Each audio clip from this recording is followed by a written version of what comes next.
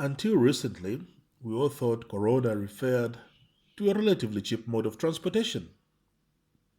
However, we have all had a very drastic virology lesson, and we've learned that it also refers to a rather diabolical virus with the capacity to cause havoc and mayhem in the world, and it is spreading rather rapidly throughout all continents. And it's time we put brakes on this thing. Otherwise, we'll be very sorry. How do we do that? The common measures that we've been made that we should support are social distancing. Stay away from people. Stay in your home.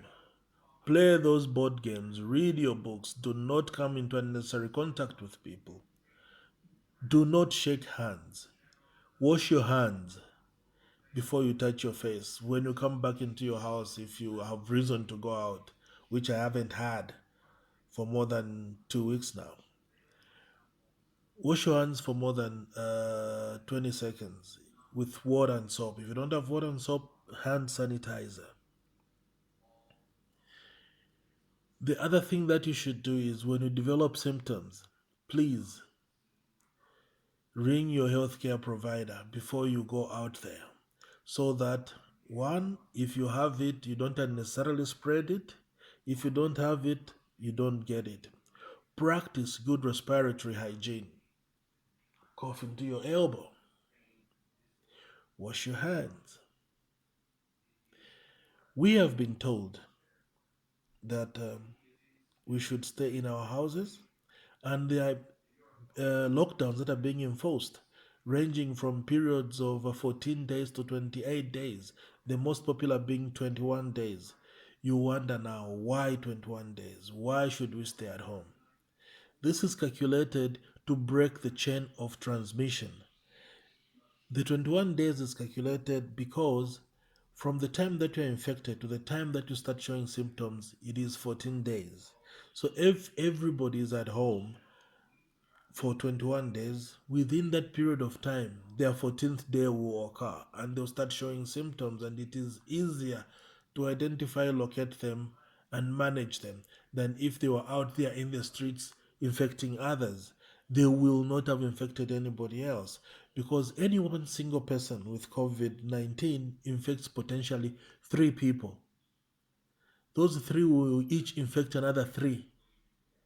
Those 9 will each infect another 3. It gets an exponential curve. If we stay at home, we will break that. We will stop this thing in its tracks.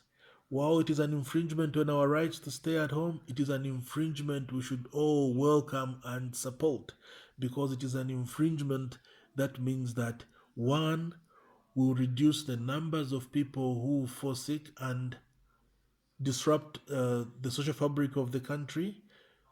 We will require management and treatment, which are costly things. Two, we will stop deaths that we should not have, of people who've gotten infected and unfortunately might belong to that very small percentage of people who succumb to the illness.